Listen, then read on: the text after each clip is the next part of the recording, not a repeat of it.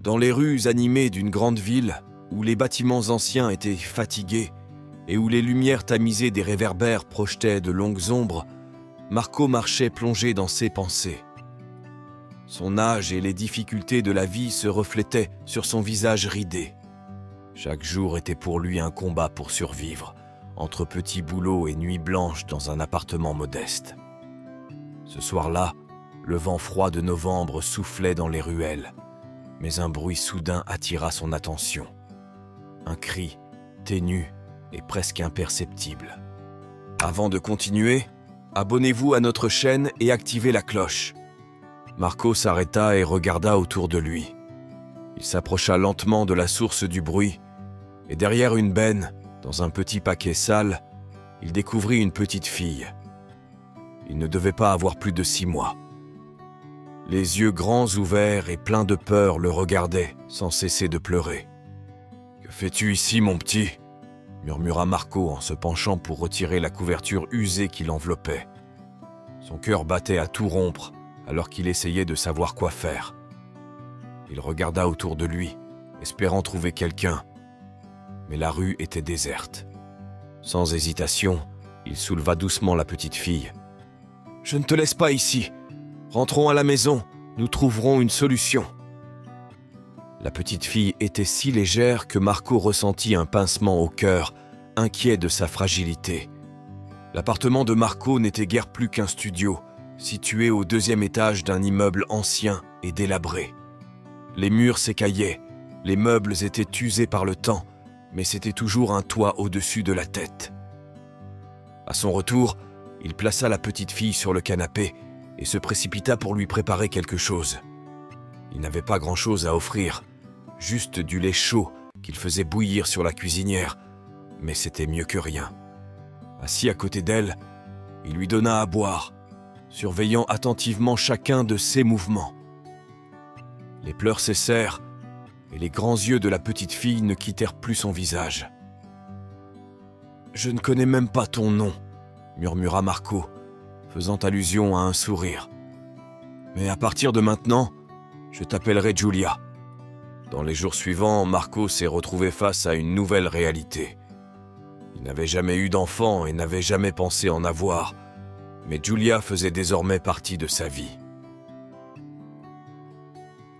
16 journées, auparavant ennuyeuses et monotones, sont devenues pleines de petits gestes quotidiens pour prendre soin d'elle. Les voisins, curieux et méfiants au début, ont commencé à faire preuve de petits gestes de gentillesse. Madame Rosa, qui habitait sur le même palier, apportait de la nourriture et des vêtements à la petite fille. « Marco », lui dit-elle un soir en frappant à sa porte avec un sac rempli de vêtements pour bébé, « tu fais une chose incroyable. Tout le monde n'aurait pas eu le courage de s'occuper d'un enfant abandonné. »« Merci, Rosa », répondit Marco, acceptant le sac avec gratitude. « Je fais de mon mieux. » Au fil du temps, Giulia a commencé à grandir et à remplir la vie de Marco de moments de pure joie.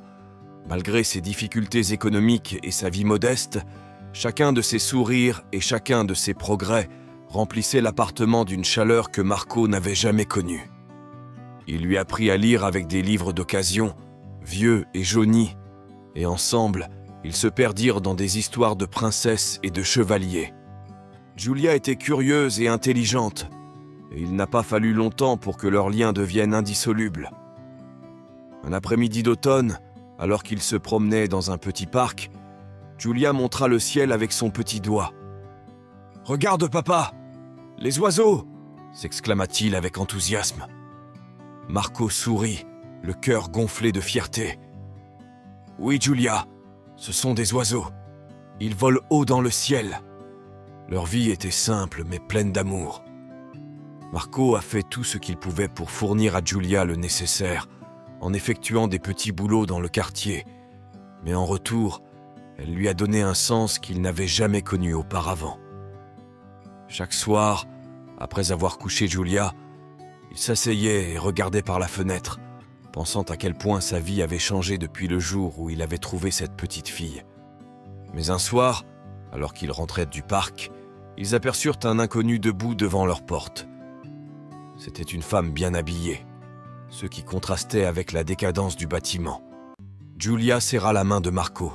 « Papa, qui est cette dame ?»« Je ne sais pas, bébé. Allons le découvrir. » Marco s'approcha prudemment. « Bonsoir, puis-je vous aider ?» demanda-t-il d'un ton respectueux mais méfiant. « Bonsoir, » répondit la femme avec un sourire professionnel. « Je m'appelle Valeria Ricci. Je travaille pour une famille qui recherche sa fille disparue depuis de nombreuses années. Je pense que Giulia pourrait être cette petite fille. » Le monde de Marco a semblé s'effondrer en un instant. Il regarda Giulia, le visage plein de confusion. « Il y a une erreur, » répondit Marco, la voix brisée. « Giulia est ma fille. » Valeria sortit un dossier de son sac. « Je comprends à quel point c'est difficile, monsieur Marco, mais s'il vous plaît, jetez un œil à ces documents. » Marco les prit avec des mains tremblantes et les feuilleta. Il y avait des photos d'une petite fille qui ressemblait incroyablement à Giulia et des articles de journaux racontant l'histoire d'un couple riche qui avait perdu leur fille des années plus tôt. « La famille ne veut pas l'emmener, » expliqua gentiment Valeria. « Ils veulent juste savoir qu'il va bien. Ils veulent la rencontrer. » Marco sentit le poids de ces mots l'écraser. Il regarda Giulia, ses grands yeux pleins de questions, et s'agenouilla devant elle. « Écoute, Giulia, » dit-il d'une voix douce. « Peu importe ce qui arrive, tu es ma fille. Cela ne changera jamais. » Giulia le serra fort dans ses bras, les larmes aux yeux. « Tu es aussi mon père. Je t'aime. »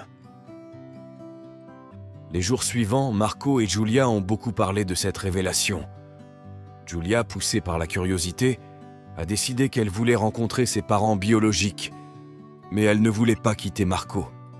Ils ont organisé la rencontre dans un petit café en dehors de la ville, un endroit calme où ils pouvaient discuter sans trop de pression. Lorsque les parents de Giulia sont entrés, ils ont été submergés d'émotions. La mère de Giulia, Elena, s'est agenouillée devant elle, les larmes aux yeux. « C'est vraiment toi, » dit-il, la voix brisée par l'émotion. « Nous te cherchons depuis si longtemps. » Giulia, bien que nerveuse, répondit timidement. Marco regardait la scène, le cœur lourd. Il savait que cette rencontre allait tout changer, mais une partie de lui était consciente qu'il ne perdrait jamais le lien avec Giulia.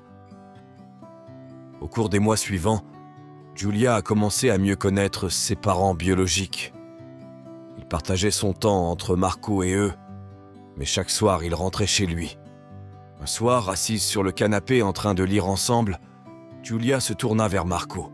« Papa, » dit-elle en souriant, « est-il possible d'aimer deux familles ?» Marco lui sourit, le cœur plein d'affection. « Oui, Giulia, l'amour ne s'épuise jamais. Plus vous donnez, plus vous avez. » Giulia hocha la tête, heureuse. Ainsi, malgré les incertitudes de l'avenir, Marco sentait que tant qu'ils seraient l'un pour l'autre, ils trouveraient toujours leur chemin, unis par un amour que rien ne pourrait jamais briser. Avez-vous aimé cette histoire ? Écrivez-le dans les commentaires ci-dessous. Merci d'avoir regardé la vidéo jusqu'à la fin et à la prochaine histoire.